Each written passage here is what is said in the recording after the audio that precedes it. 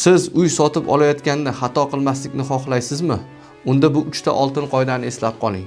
Ko'pchilik odamlar uy tanlashda his-tuyg'u bilan qaror qiladilar, lekin pulni ham hisoblamaydilar. Bugungi suhbatimizda uy sotib olishdagi 3 ta eng katta xato va ularni oldini olish haqida gaplashamiz.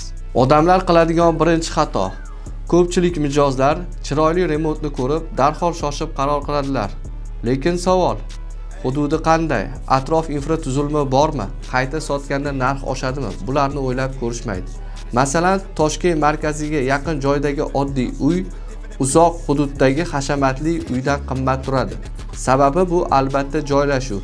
Xulosa qilib aytadigan bo'lsak, remont o'zgaradi, lekin joylashuv o'zgarmaydi. Ikkinchi xato: bozorni o'rganmasdan va tahlil qilmasdan qaror qilish. Hozir uy bozori juda tez o'zgarmoqda. Narx bugun boshqa, ertaga boshqa.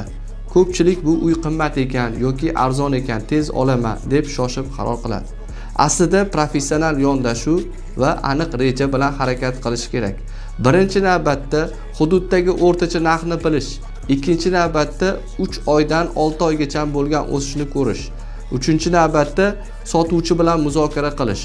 Uy olish bu emotsiya emas, balki sizda aniq reja va maqsad bo'lishi kerak. Uchinchi xato: mutaxassis bilan ishlamaslik. Ba'zilar o'zim topaman, makler yoki realtorni nima keragi bor deydi.